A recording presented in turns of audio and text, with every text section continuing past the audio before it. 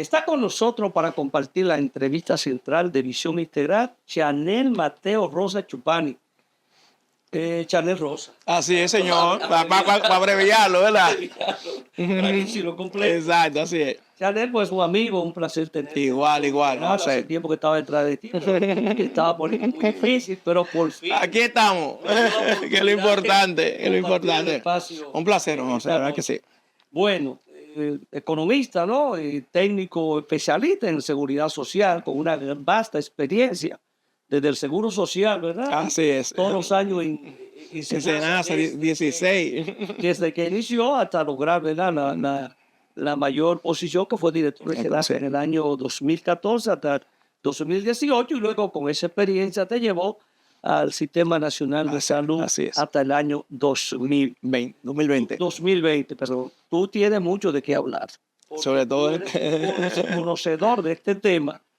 Así es que por tu experiencia, tu conocimiento, me gustaría que abordáramos así de manera muy general qué es lo que está pasando con el Senasa. Con el Servicio Nacional de Salud. Sí. La situación actual que tenemos, los temas del déficit, mecanismo de fraude, contratos, de todo. La afectación de los servicios, porque eso así es, claro. La afectación de los servicios. ¿Qué es lo que ha pasado? Sí, mira, José, quizás esa es la gran pregunta. ¿Qué ha pasado con Senasa? Una institución que hasta hace 5 años no tenía ningún tipo de problema. Tenía superado. Claro, una institución que te gozaba de la confianza de la gente, de la población en sentido general. Todo lo que se ha hablado en estos días, vamos a decir que es especulación, porque un elemento que ha caracterizado esta crisis de Senasa es que no ha habido información oficial. Senasa tiene 9 meses que no publica su estado financiero oficialmente, cuando por ley ya era mensual que hay que... ¿Y que tiene que fiscalizar eso? Es la CESARRIL, exacto. No lo divulgó. Por lo tanto, todo lo que se ha dicho es porque ha habido programas de investigación. Muchas cosas las intuíamos ya, porque los prestadores de servicios de salud, médicos, clínicas, tienen un tiempo quedándose de atrasos en los pagos, una institución que hacía sus pagos mensualmente. Claro, así, claro que sí, claro, así, del país. Del país. Entonces, originalmente la alerta surgió cuando el año pasado, a final del año pasado, se detectó en los estados financieros que el gobierno había transferido 3.000 millones de pesos a esa institución y aún así había cerrado con un déficit de más de 2.000 millones. ¿El año pasado? Así es. 3.000 millones. Exacto. Y cerró con un déficit de 2.000. Lo que significa... De 5.000. Lo que significa un déficit de 5.000. Pero parece que el déficit no fue de 5.000 millones. Lo que se ha hablado, y con bastante certeza, es que en Senasa se desarrolló un esquema donde había una doble contabilidad. Una contabilidad que se les reportaba al órgano regulador. Grave, ¿verdad? Muy grave. En este caso a CESARRIL, y una contabilidad interna que dictaba mucho dictaba tanto que realmente el déficit se estima en más de 20.000 millones, alrededor del 21, 22.000 millones. Uno de los escándalos. Mira, esta semana, precisamente el presidente de Andeclí, Asociación de Clínica Privada, acaba de decir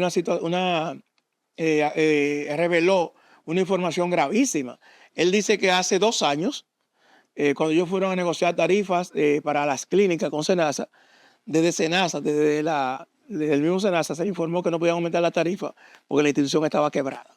Según lo que dice el doctor Mena, eso se le informó la propia dirección de Senasa. El doctor Mena da una declaración de esa. Claro, porque todos los actores están vivos ahí, o sea, entonces, claro, exactamente. Entonces, fíjate que ha habido, que es una sucesión de... ¿Cómo pudo ocultarse esa situación? Si CESARRIL debió actuar, pero antes que todo solo sale a relucir cuando la oposición, así es, una rueda de prensa del pueblo, sí, igual, exacto, sí. Denuncia, así es, dice, bueno, ahí hay un déficit, así es, pero aún así fue negado. Alguna vez claro, fue negado, diciendo que la oposición lo que quería era afectar a Senasa. A nadie le interesa afectar a Senasa. Senasa es el principal instrumento de protección social que tiene el país, por lo tanto la oposición no tiene. Además, la oposición, ambos partidos han sido parte de que Senasa, claro, del éxito de Senasa, bueno, claro que sí. Entonces no había la menor posibilidad de que la oposición la afectara, porque pues, ¿qué ganaba además con eso? Y si dio en ese déficit que se está manejando, y hablamos de 5.000 millones el año pasado, por lo que tú planteabas, el hecho de afiliar de manera brusca más de 2 millones No, de afiliados. no, José, eso yo quiero aclararlo. Hay dos cosas que se han tratado de decir para justificar la situación financiera de Senasa. Uno, el tema de los 2 millones, yo creo que no, yo creo que eso no lo afectó porque fíjate que lo que hizo el gobierno. Históricamente, para tú afiliar a una persona al régimen subsidiado, había un reglamento en el Consejo Nacional de Seguridad Social que establecía que para Senasa afiliar a una persona, hay un ciudadano, una ciudadana, tenía primero que el SUBEN hacer la calificación. Es un proceso de evaluación, exacto, para calificar. Eso se modificó y luego se incluyó ahí a todo el que De estaba. manera legal, ¿se hace la modificación o...? Se hace una modificación en el propio consejo y se incluyó a todo el mundo en el Este que ni siquiera no, claro, claro, no lo ha usado nunca. Porque Senasa puede tener seguro privado. Claro, por eso te digo que benefició Senasa porque tú estabas pagando, el gobierno estaba pagando a la institución por gente que nunca usaba Senasa. O sea, que lo que el que Exacto. Ahora, ¿qué? el gobierno estaba pagando lo que implicaba eso. Sí, sí. 2.2 millones Sí, porque adicionales, porque más no, lo que sí, tenía. sí, porque no hay posibilidad de que tú afilies si tú no, si no hay el dinero, o Un sea, costo bajito, ¿no? sí, claro. Ahora bien, ¿qué pasó? Primero, lo que se ha develado es que Senasa contrató servicios privados para el régimen subsidiado. Fíjate, el régimen subsidiado surge para fortalecer la red pública de servicios de salud.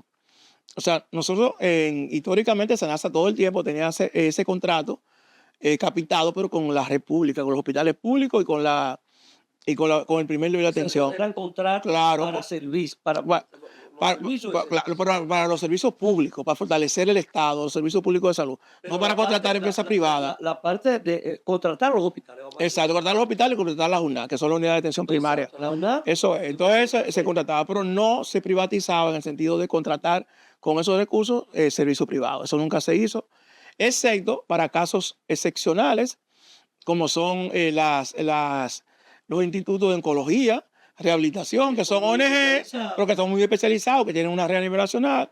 Imagínate, aquí nadie tiene una red como tiene esa rehabilitación para los casos, para esos casos. El Instituto Oncológico, que viene gente del país completo, el Instituto de Dermatología de la piel, cardiología, esas eran las instituciones que las áreas. Claro, y que fuera de la República se contrataban.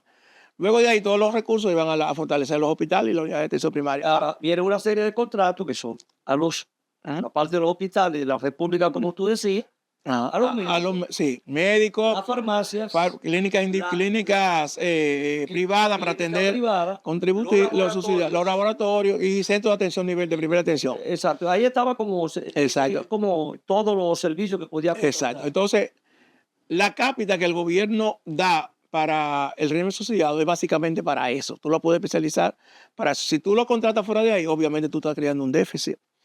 Ahora, yo lo que me pregunto es, ¿cómo se llegó a ese nivel de déficit sin que las autoridades de Senasa no hicieran nada para detenerlo? O sea, porque es obvio que tú... Mira, en administración de riesgo, José, tú puedes tener siempre, hay posibilidad de un déficit. Yo recuerdo que, pero un déficit transitorio, por 2 o 3 meses, pero yo recuerdo que con los años, por ejemplo, que el dengue son epidemiológicamente altos los casos de dengue, tú tienes déficit en algunos meses porque te desborda la demanda. Ahora, el déficit actual tú no puedes explicarlo por una excesiva demanda. ¿Quién falló en no dar a conocer la situación? Todo el mundo, todas las autoridades, yo creo que sí. Ahora, no había forma de tú ocultar ese déficit. No había forma. Entonces, yo no sé cómo, qué se pensaba. Claro, porque además ahí estaban registradas las transferencias del gobierno, tenía que registrarse. Los médicos y los demás prestadores hace tiempo que decían, señores, Senasa tiene 3 y 4 meses que no me paga, algo está pasando. Ahí están los médicos. Claro, están las clínicas, claro, la clínica. El seguro. Las sociedades médicas especializadas, recuerdo que hicieron llamados, señores, no estamos recibiéndolo. Recuerdo el caso de urología, hasta los hospitales inclusive estaban recibiendo, claro. Entonces, o sea, el prestigio. Así es. Que la gente se estaba cambiando. Claro, seguro. Así es. A Senasa. Claro, sí, claro.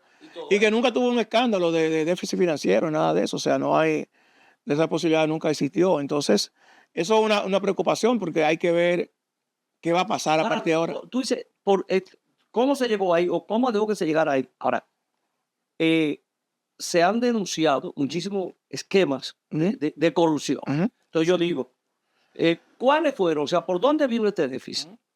Porque tú tienes que seguir contratando todos los servicios. Claro. Ahora, se han denunciado muchísimos esquemas de corrupción, hasta un call center. Sí. Mira, Paralelo. José, eso quiero, Con farmacia. sí, claro, eso quiero aclarar. Si hay médicos involucrados. O sea, Mira, yo quiero aclarar de eso. corrupción. Vamos Porque yo creo que se ha tratado de desviar el tema central a través de eso. Lo que se ha dicho que hubo un entramado para afectar a Senasa, eso fue una denuncia que efectivamente yo la conocí a principios de año porque fui a un programa de investigación, me mostraron el expediente eran 41 millones de pesos. 41 millones de pesos. En ese momento, o sea, por ese concepto. Por eso, Claro.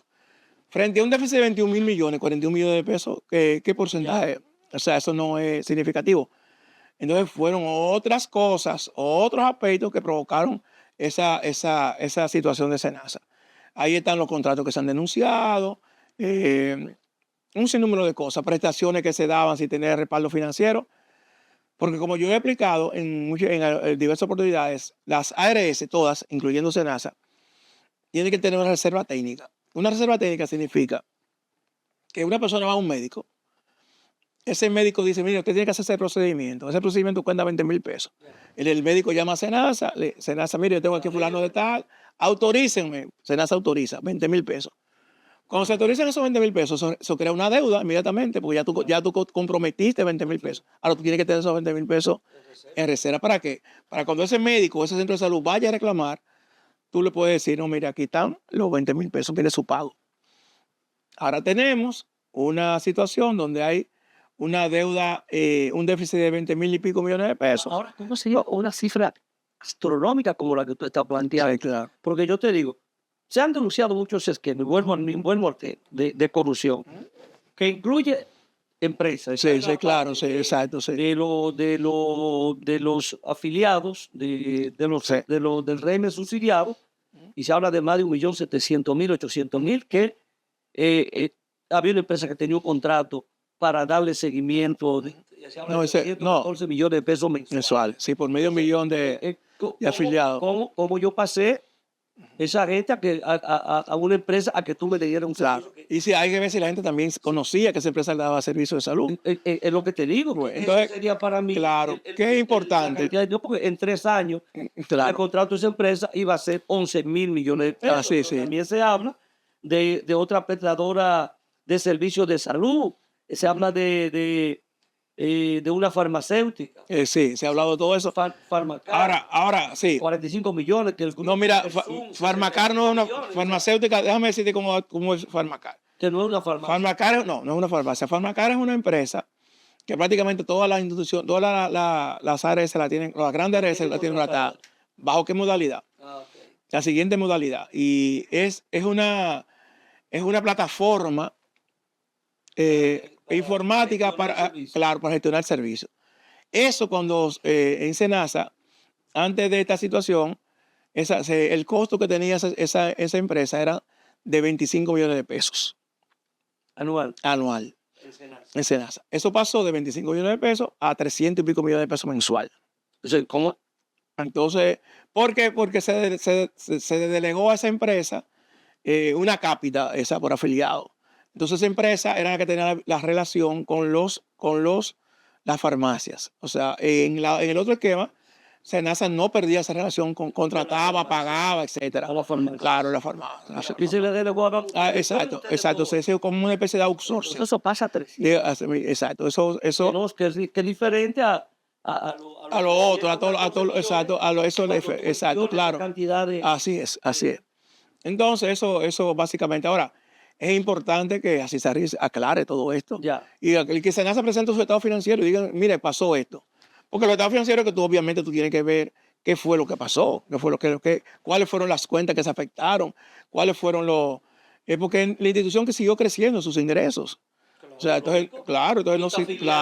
Tú tienes más de ese millón de afiliados.